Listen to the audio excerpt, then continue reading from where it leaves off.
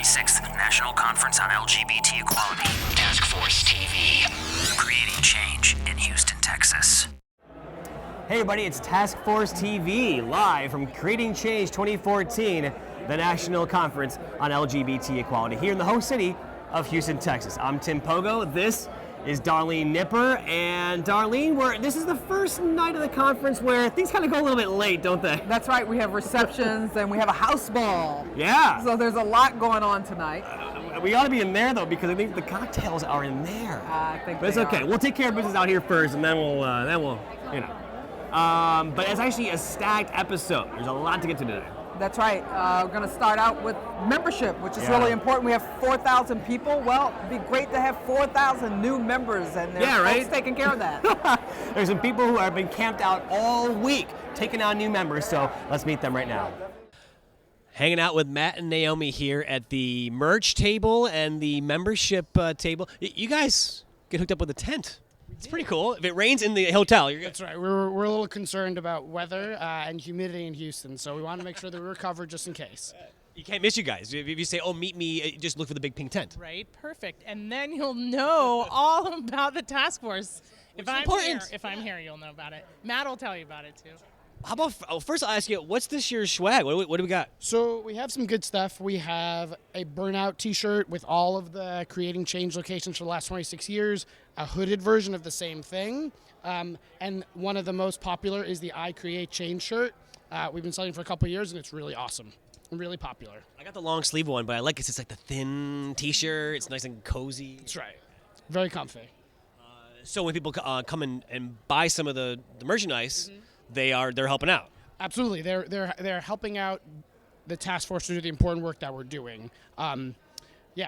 Let's face it, you can't do it for free. That's right, we can't do it for free. And one of the other things you could do coming to our table is become a member of the task force. And there are three very, very, very easy ways. The first way, most importantly, is giving gifts over $1,500. So if you want to do that, please stop on by, and we're happy to set you up on our leadership council. Let's line those folks up right here, right? We'll take as many of you all who want to come. The other way, which we appreciate just as much, is to become a change agent. What that means is that you give us your information, and you will give us a recurring gift every month, something as small as $10 a month. Which, let's be clear, it's an alcoholic beverage, it's a drink. 2 cups of coffee. We all drink more than 2 cups of coffee a month. Yeah. We can afford $10 sometimes. And if you can, we'd really appreciate it if you stop by and do that. And the last way is to become a member, is just give a one-time gift to the task force of $40 or more. And that's pretty much it. It all adds up. Absolutely. Every single dollar, whether it's $5 a month, $10 a month, or $125 a month, it all matters. It all helps us put on events and a conference like we do every year here. Naomi, maybe just expound a bit on the fact of how important it is to gather new members constantly. Well, you might be asking me, because I think that every person who comes to Creating Change should be a member of the task force, because this conference, which blows my mind every year, is one of our flagship events. And so if you are here and enjoying the conference, you should be here supporting the organization as well. One of the things that we as a community don't do very well is support our own organizations. And I think that we're only going to be able to do it if we get support from our own selves and our allies who are here at the conference. Or if you're not here at the conference and you want to go online, that's easy to do also. Go ahead and let the address. I think it's www.thetaskforce.org, and you can click on there and become a member any of the ways that Matt was just talking about. I think that the work that we do as an organization, one of the reasons that I love the task force and that I'm so proud to be on the board of the task force is because of the really broad scope of work that we do. We are definitely the progressive voice in the LGBT movement and the LGBT voice in the wider progressive movement. And what that means to me is that I can bring all the parts of myself to the table when I'm in this organization. And I don't have to choose I don't have to come here with only one part of my identity. And so depending on how I feel that day, I still have a reason to be here with the task force. And so being a member helps this, every nonprofit needs support from its members to succeed. And we have incredibly exciting things coming up in our future. We've got an amazing leadership team. Our staff is on board doing a fantastic job. And so I would strongly encourage you all, anyone who's watching, to figure out how you can join the task force. And if you want to talk about it, you come on over here to the membership table. I'll be here for a couple hours.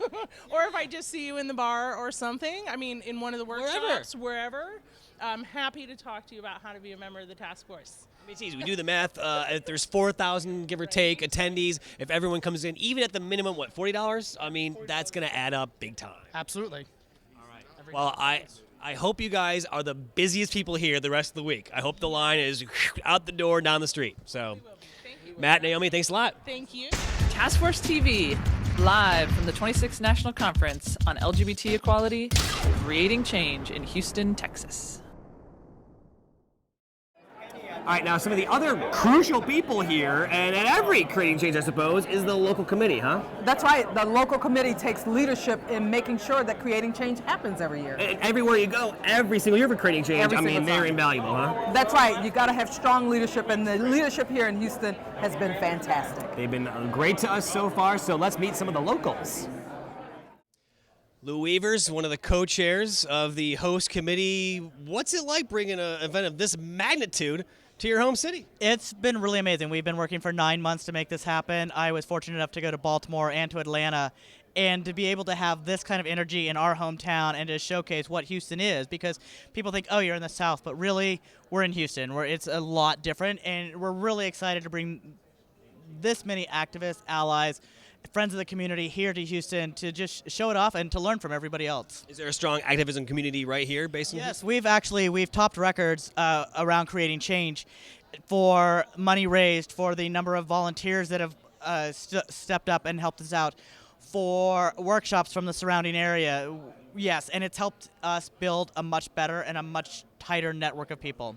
I noticed that you have a ton of volunteers. Was it just like that? You put the word out and they came? No arm twisting needed? Not really. We have about 150 people on our host committee, and the times that we thought, we had a light host committee, we had about 30 people, and Sue and Daniel were like, holy cow, that's a lot, but that was like a light meeting for us.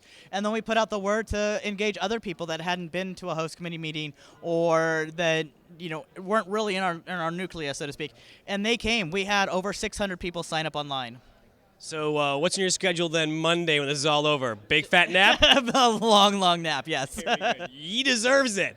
They are working around the clock, basically. But you guys have done a fantastic job. Everyone's raving about how great this event is. It's been really amazing. We've had some incredible teams that just the way they've worked together, our hospitality suites, our media PR teams, the local outreach and promotion, and just the amount of work that has gone into this, and people stepping up and showcasing skills that they've had or learning new skills, and just the way it's been amazing the way people have worked together and the friendships and the networks that have really come out of it. Task Force TV, live from the 26th National Conference on LGBT Equality, creating change in Houston, Texas. The day-long institutes are an important part of the programming at Creating Change, and there are 24. Wow. 24 of them. That's a lot of information. It's a lot of information. How many did you go to? We were busy. We really were. Right?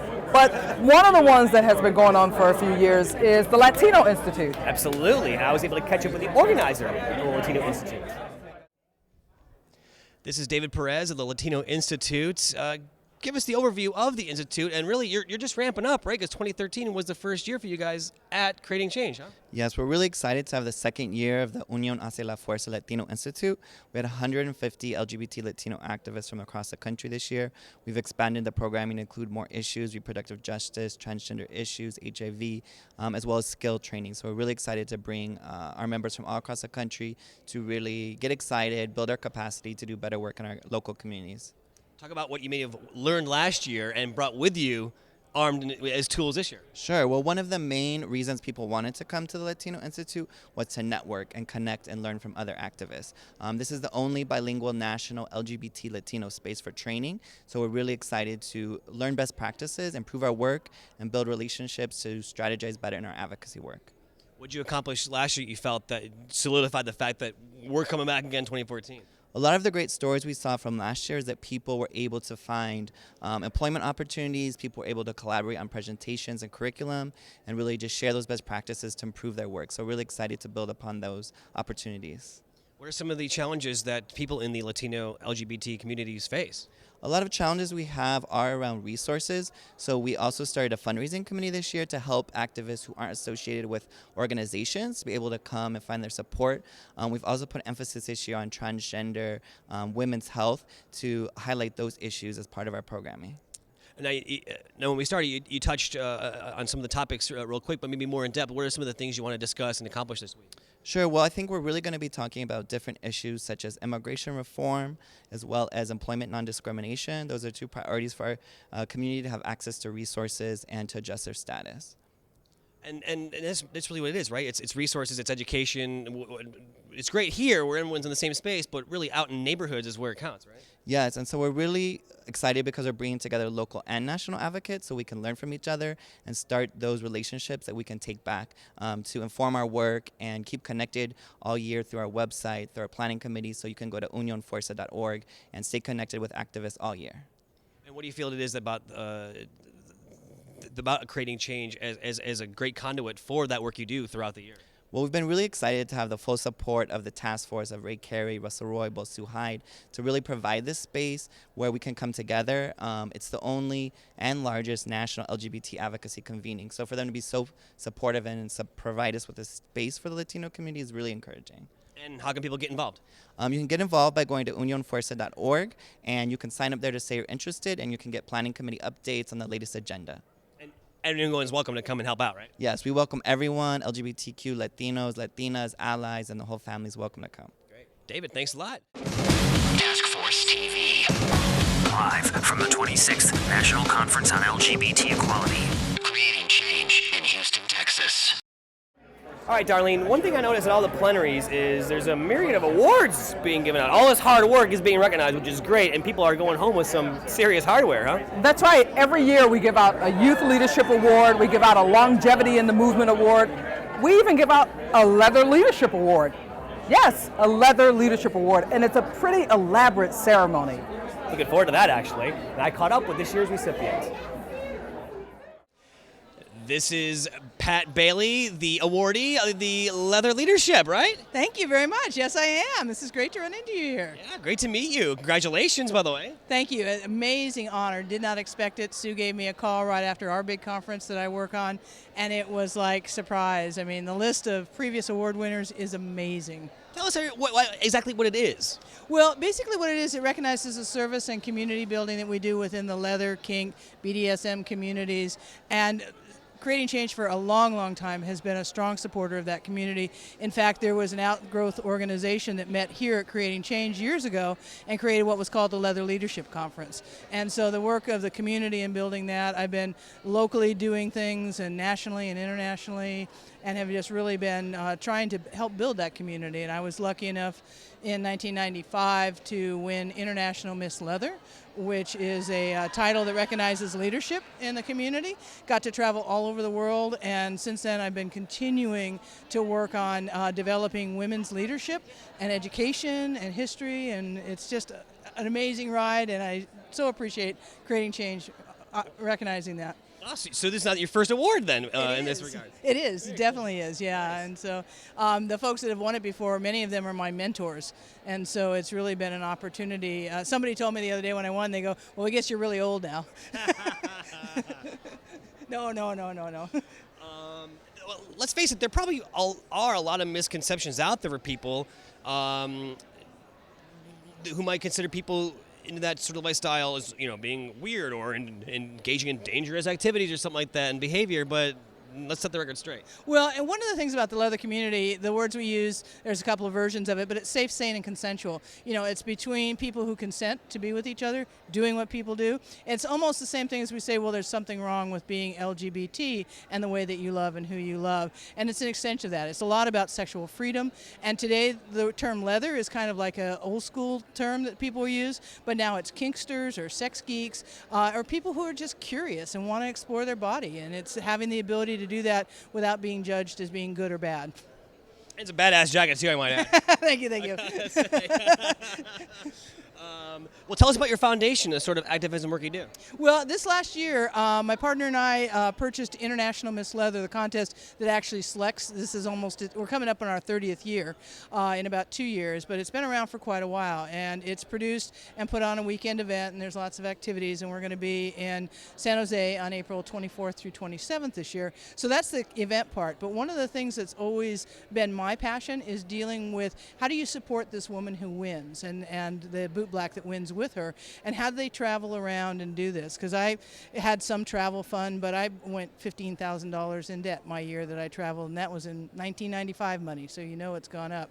But I'm also passionate about history and education, so I'm really trying to create somebody who can go both into the leather community and the general community to talk about who we are and what we do, and so that you can break down those barriers. And so the foundation is developed on 3 prongs about education, supporting the title holders, and then keeping our history and archiving that, because there's a lot of materials, just like we saw with HIV and AIDS, that people's materials get tossed out, their archives, and so we want to make sure they're collected at the Leather Archive Museum, but nobody's taken the time to catalog the women's information, so we really want to work on that. You know, I would think it's not even anything for people who don't identify themselves with that. It might not be as far off as they might think, right? People wear that sort of stuff for Halloween or something like that, right? Exactly. Not even Halloween, but, you know, if you talk to most people, they go, you know, have you ever had, you know, a partner like hold you down, or have you ever thought about this, or watched this movie and thought, that's kind of interesting. And society just doesn't give us permission to be who we are. And we've learned through Creating Change and other organizations how to do this and how to speak up for ourselves. And that's exactly what the leather community continues to do. And it's growing. I mean, this next year, for the first time, there'll be a contest down in South Africa to select the first woman contestant that's going to probably, hopefully, come and compete at IMSL in 2015. So it's not just something that we do here in the States or people do in their bedroom. And the biggest piece, I think, for me is about the service piece. Because if you look around your communities, so many of your leaders who might be into kink, leather, BDSM are also the leaders who serve the community because they love to do the work. And so I think if we let people be who they are, you might find out a lot more about them. And real quick, how can people find you? What's the website for the IMSL? IMSL.org, and again, it's April 24th through 27th, San Jose, California, International Miss Leather 2014. And so we're excited, and I appreciate, again, thanking Creating Change, bringing this here and making it happen and recognizing me. So excellent. All right. Pat, congratulations. Thanks a lot. Thanks very much. Appreciate it. All right, another episode of Task Force TV. All done. All done. But still more to go. A lot more to go come here at Creating Change 2014. So do join us for that. In the meanwhile, the receptions are still going on. There's the ball's a ball about to start, right? So about to happen. We have some other things to take care of. So. Task Force TV, live from the 26th National Conference on LGBT Equality, Creating Change in Houston, Texas.